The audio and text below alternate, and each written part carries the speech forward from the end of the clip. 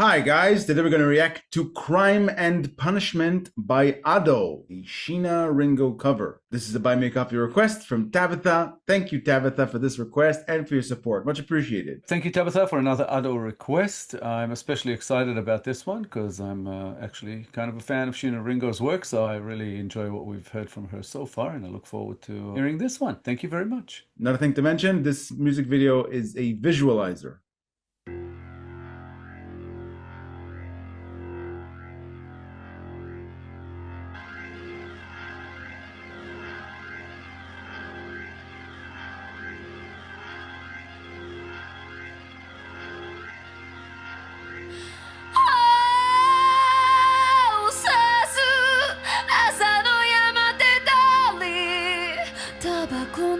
木箱を捨てる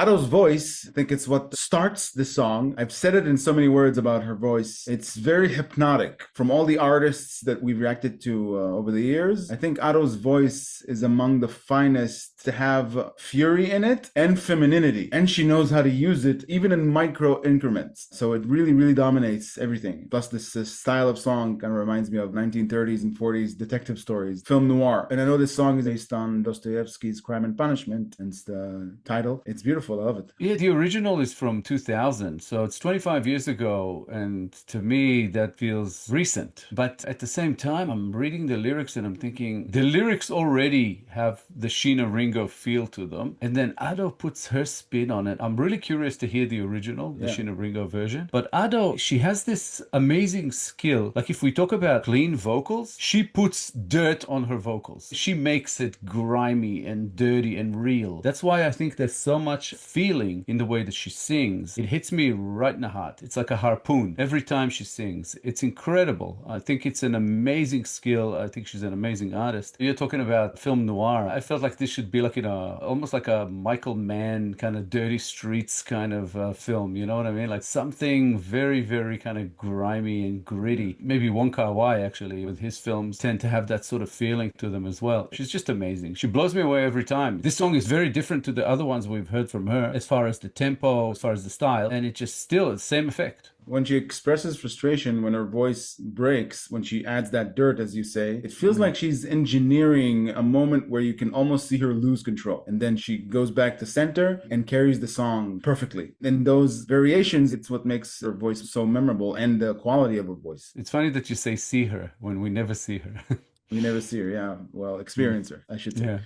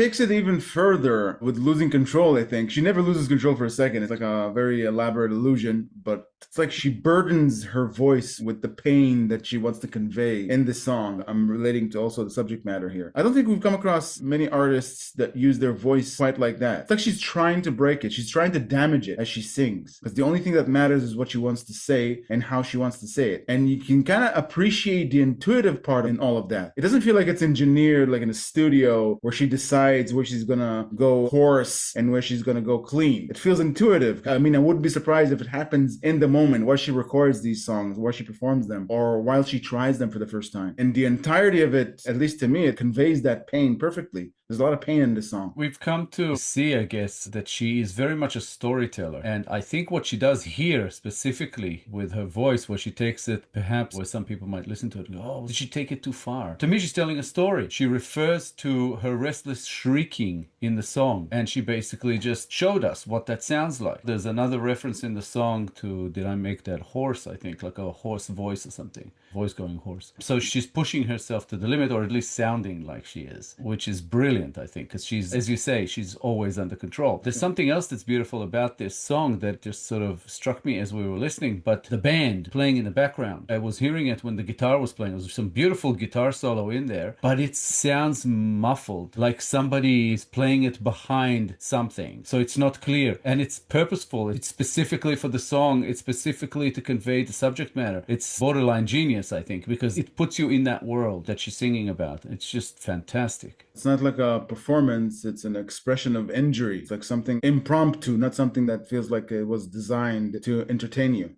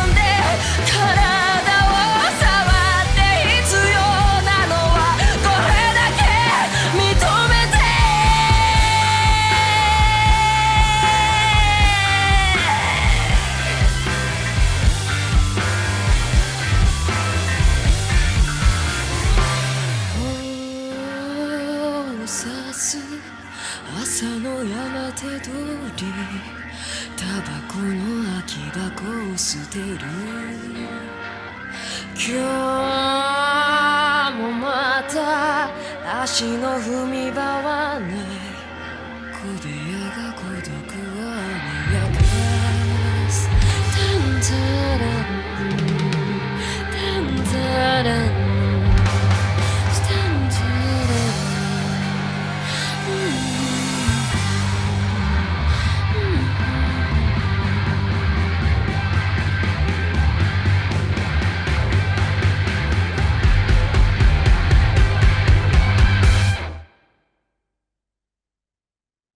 As the song continued, my mind kind of drifted and I started thinking, who do I know as a performer, as a singer, who is iconic and has used their voice like Ado does? And a name popped in my head as the song progressed. I think I can find similarities just by the way she uses her voice to Janis Joplin. Listening to Janis Joplin's songs, she had those moments where her voice breaks and she's about to lose control, and she's in control the whole time. And Janis Joplin is known by her beautiful, angry voice. There was a lot of anger and fury in her voice. It felt like each song she ever sang, it was something that she needed to get out. I'm getting the same feeling from Ado. The exact same feeling. She's a different singer, different style, different everything, but the way she uses her voice, it reminds me of Janis Joplin. Yeah, there's something to that. There's probably other singers who use that kind of technique, I guess. But for from the recent ones that we've come across, I mean, Shiina Ringo in a way is one that doesn't go as far with her voice, the voice breaking and that extra dirt, but there's something about the storytelling technique that is there. And the other one is, I don't even know his name, but the lead singer from Bed Cover that we recently heard. There was definitely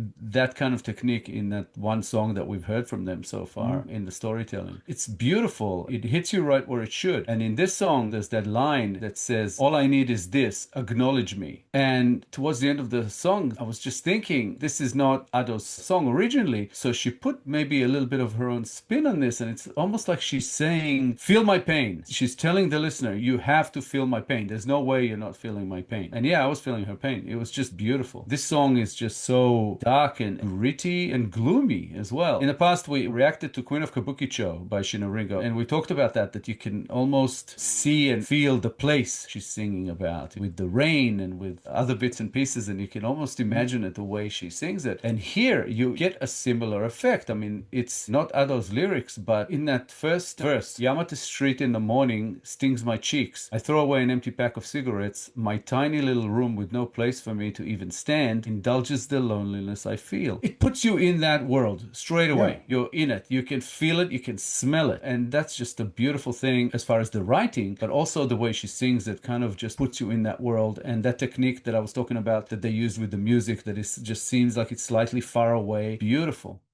Yeah, and the line you mentioned, I think it's charged with subtextual meaning. Where you say, Yamate Street in the morning stings my cheeks. I throw away an empty pack of cigarettes. Stings my cheeks, that means that the morning light is bothering her. She doesn't go outside. She was in darkness all night long. Maybe she slept, maybe she didn't. And the morning light stings her cheeks, something that she's not used to. And she smokes, swallowing in her pain. And when she says, acknowledge me, it's like she's imploring you so all her pain that she's expressing will not be in vain. It's funny because the line about the stinging cheeks, to me, I thought it meant that she's cold, that the cold morning air stings her cheeks when you wake up to a really cold morning. But the rest of it, definitely, yeah, she's a smoker, probably a heavy one because the pack is empty. Kind of gives you that extra little, as you said, subtext. There's a feeling that this is directed at someone as far as some kind of a love gone wrong. Because she says in one verse, I love you, I'm bowling all alone, and it feels so pointless to be fumbling my way down the road at night. The cheap fluorescent lights of the ticket gate don't even give you a shadow. It means that it's someone she loves, she's bowling all along, or it's something that she loves that she wants to have that she doesn't have. Because this song feels like existential despair, but I think that it mostly comes from loneliness, which is expressed here. So there's like some sort of a yearning for a connection, for someone. We felt that as well with Shiina Ringo in the past when we reacted to her. It gives you this person who is feeling all these things in the center of chaos all around them. There's like this chaotic urban environment around this person that adds even more to that feeling of loneliness. It's beautifully described in the lyrics, in the way Ado tells the story, that just puts you in that world and you can see this character struggling with her existence in a way. And you don't get the sense that this was like a case of unrequited love or a broken heart. It could be, but I get the sense that it's about somebody who can never be a part of her world, and she had accepted that already. All she asks for is acknowledgement, that he acknowledged that her pain was real, that her pining is real. That's enough for her. She's not pining for her lover to come back. It's not even in the song. She's just proclaiming that she's lonely, extremely lonely. That part with the cigarette, there was extra subtextual meaning in it. She didn't throw an empty pack of cigarettes because she was house cleaning. She was looking for a cigarette. She realized the pack was empty and she threw it away. So she was in a night of melancholy and walking the streets and sadness and possibly chain smoking, and the cigarettes ran out. That's a little extra depiction of what her mood is. I think that's beautiful all on its own. Yeah, and she describes that room that she lives in. A tiny little room with no place for her to even stand. So that means that she's in a big city where she's renting a room that is not cheap to find something bigger, so she's stuck with something small. That's all she can afford. So she's not exactly living the high life. The smoking, I'm surprised that there was no mention of alcohol because that would have fit right in. Her turmoil is internal, whereas she's surrounded by like a buzzing city. So everything's moving around her, but inside her it's just all loneliness and maybe nothingness in a way. It's just a beautiful way. It gives you this physical landscape compared to an emotional landscape, if you will. Like I said, it's a struggle with identity and searching for some kind of meaning, some kind of connection when the outside world feels completely indifferent. It kind of makes me curious about the reasoning behind writing the original lyrics. Usually when you experience songs about unrequited love or a broken heart, you have something to relate to with regard to what the narrator wants. But in here, you might not relate to it, but you understand her. You understand where she's coming from. I think what I took most from this song is that it has zero resolve. She's still in that turmoil. She's still in that melancholic world that she built around herself. And it's like nothing can help this person. You question the way you understand pain after listening to a song like that. And this is a technique that is also used in film. And that first verse that I read out before, the one with the air stinging in the cheeks, the cigarettes, the small room, indulges the loneliness she feels. That was also the closing lines of the song. She brought it back to say, yeah, I know I've told you this whole story. Now we're back to start. We're going to go over it again and again. It's sort of a recurring theme in her life, at least at this time. I mean, even though the song describes a time in her life and not necessarily her whole life, in this time she feels like she's sort of in an endless kind of rinse and repeat kind of situation where it's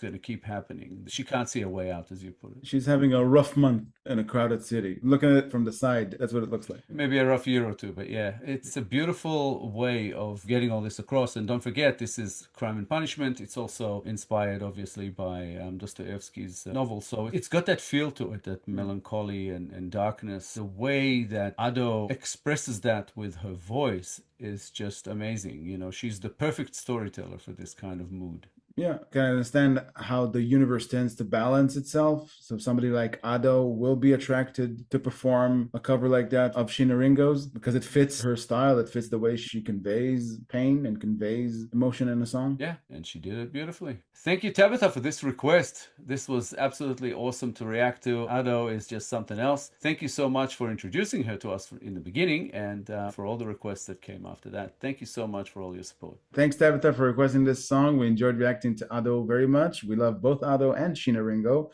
More like this will be much appreciated, and thank you for your support. If you enjoyed this episode, guys, please be sure to like, subscribe, comment, and click the little bell icon so you get notified on all our future videos. If you have a song in mind you'd like us to react to, please make your request through BuyMeACoffee. The link is at the top of the description below. Thank you all for sticking with us. Thank you all for your time. As always, our Ado Reactions playlist should be up on the screen sometime about now. Give it a click, check him out. Some awesome, awesome stuff. She's absolutely amazing. Thank you guys for all the support you're throwing our way. We appreciate you so much. We'll be back in a couple of days with a new episode, and we hope to see you all then.